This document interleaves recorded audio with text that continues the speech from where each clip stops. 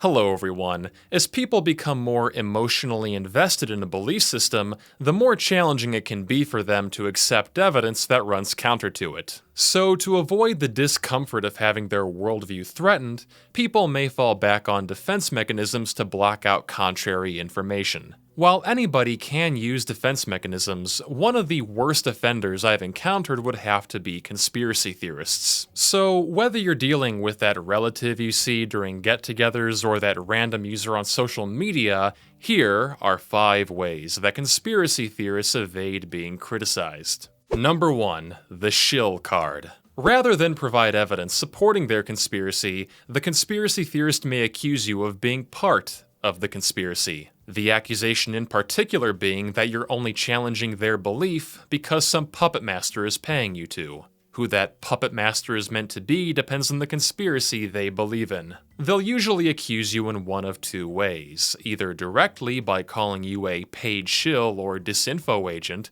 or implicitly, with a loaded question like, how much are they paying you? The Shill Card is valuable to conspiracy theorists for a couple of reasons. First, it's what's known in psychology as a thought-terminating cliché. Basically, a word or phrase used to shut down conversation. So, by calling you a shill, they're giving themselves an excuse to abandon the argument and not think about what you're saying, because the longer the argument goes on, the more potential for their worldview to be threatened. So much for being open-minded. Second, it's an attempt at destroying your reputation, also called poisoning the well. By labeling you part of the enemy group, they hope to discourage anyone within their movement from listening to you, thus maintaining group conformity. And, like high school gossip, they hope that by parroting the lie over and over again, everyone will eventually believe it, ironically doing the same thing they're accusing you of. Likewise, anyone within their movement having doubts will now feel reluctant to speak out due to fear of social rejection. Thirdly, the tactic says that if you can't win the argument, change the argument. The longer the argument focuses on the conspiracy theory, the more opportunities arise for cracks to show up in their narrative. So, when backed into a corner, they shift the focus away from the conspiracy theory and make it about you instead. Not only does this protect the conspiracy theory from cracking further, but by arguing over whether or not you're a shill for the conspiracy, it presupposes the conspiracy is true. Now, don't get me wrong, shilling is a real phenomenon. For example, politicians being paid by the fossil fuel industry to deny climate change. Or YouTubers being paid by Russia to promote their propaganda. Ukraine is the enemy of this country. Ukraine is our enemy. But the difference with those cases would be there was evidence, a paper trail, showing a conflict of interest. With the Shill Card, the only evidence is that you're challenging them. When the debate is lost, slander becomes the tool of the loser. But even if somebody were a shill, that still wouldn't refute their argument. A person could be getting paid to say something, but what they're getting paid to say is true. Likewise, a person could not be getting paid at all, yet everything they're saying is wrong. That's why, ultimately, you should judge an argument based on how logical and factual it is, not on who's making it. Number 2, moving the goalposts. Moving the goalposts is when, after someone refutes your initial argument, you arbitrarily change your argument to avoid admitting you were wrong. For example, the birther movement demanded Obama show his birth certificate to prove that he's an American citizen. Something they'd never demanded of any white president, but I'm sure that's coincidental. But after Obama released his birth certificate, were they satisfied? No. They then demanded his college records too. The goalpost moved. Or, take those who deny the Sandy Hook shooting, alleging that all the victims were paid actors. Sandy Hook, it's got inside job written all over it. They staged Sandy Hook. The evidence is just overwhelming. But it took me about a year with Sandy Hook to come to grips with the fact that the whole thing was fake.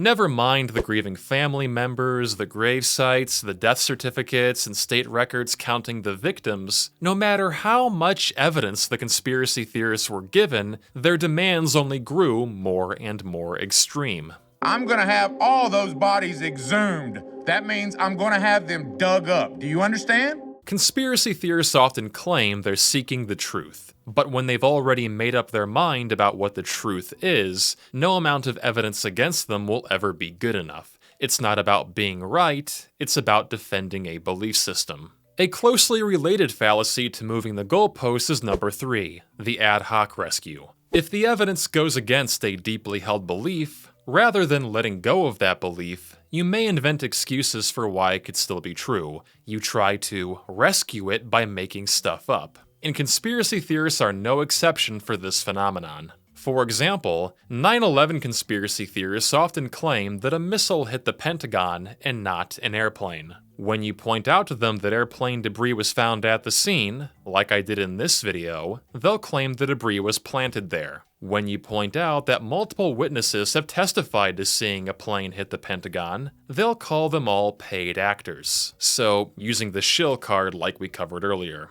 The obvious problem with this tactic is that, with every claim conspiracy theorists make without any supporting evidence, they're only making their position weaker and weaker and weaker. Rather than building a strong empirical foundation for their beliefs, they're simply covering up the cracks in their narrative with duct tape. And playing this game long enough can lead them to make conflicting arguments. For example, claiming that COVID-19 isn't real or just the flu, but also that it's a government bioweapon. Now, there's nothing inherently wrong about trying to explain why or how something happened, but any explanation should be supported by strong evidence, otherwise you have no reason to accept it. As Christopher Hitchens once wrote, "What can be asserted without evidence can also be dismissed without evidence." Number 4, shifting the burden of proof. During an argument, if you make a claim stated as fact, it is your responsibility to support that claim. Until you provide evidence you're right, it's not the responsibility of others to prove you wrong. It's the same reason why, if you're accused of a crime, you're presumed innocent until proven guilty, and why scientists publish their research if they want their claims to be accepted. However, when you ask a conspiracy theorist to provide evidence for their claims, they may look for a way to avoid their responsibility, their burden of proof. And they have several tactics for doing so. We'll go over 3 of them. 1. Shifting the burden onto you to prove them wrong. Conspiracy theorists make the assumption that, if their claim hasn't been proven wrong, it therefore must be right. But this kind of thinking would require us to accept a whole array of unfounded claims we couldn't technically prove wrong. Like, there's a dragon at the center of the Earth. Or, our galaxy was made by alien life. Plus, it creates a false dichotomy. Maybe your claim isn't fully right nor wrong, but somewhere in between. But we cannot determine the rightness or wrongness of your claim until you provide proof for it. 2. Implying there's proof without providing any. This tactic usually comes in the form of quippy comments like, "Look it up," "Read so-and-so book," or "Do your own research." This last one is especially hypocritical since, if they took their own advice, they should have no problem backing themselves up with all the research they've apparently done. And if they've read whatever book they're telling you to read, they should be able to tell you where in that book to find the information.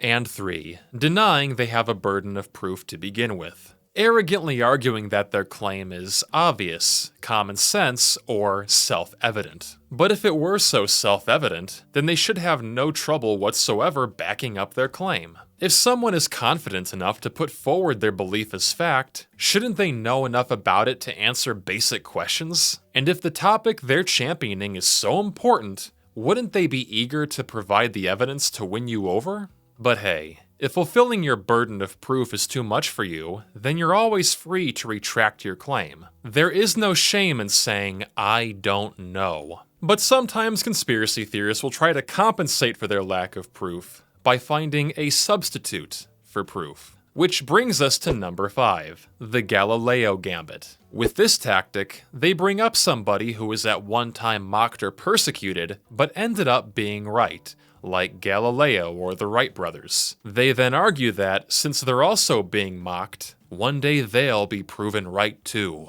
I'm a nutcase because I follow my dreams? Well, they laughed at the guy who invented light bulbs, too. No, they didn't. You'll see. Or they might mention a conspiracy that turned out to be true in order to argue that their conspiracy is also true. But regardless of which version they go with, there are two main issues with this argument. First, it's an example of cherry picking. They're pointing out the fringe ideas that turned out to be right, but ignoring all the fringe ideas that turned out to be wrong. Why would you assume you're in the former category? Second, it's a faulty analogy. Just because two things have one trait in common, like being mocked, doesn't mean they have other traits in common. What made Galileo correct wasn't that he was persecuted, it's that he had strong evidence to back himself up. To quote Carl Sagan, the fact that some geniuses were laughed at does not imply that all who are laughed at are geniuses. They laughed at Columbus. They laughed at Fulton. They laughed at the Wright brothers. But they also laughed at Bozo the Clown. So unless you have strong evidence for your belief, you might just be a bozo. Now, before wrapping things up, this video was not intended to be a complete list of every evasion tactic out there. These are just the 5 that I've encountered most often. But if there are any other tactics you've seen which you'd like me to cover, let me know in the comments section. And if you enjoyed this video and want to support my work, you can also join me over on Patreon. Thank you very much to everyone over there for helping make these videos possible. Anyway, thank you all for watching, and I'll see you next time.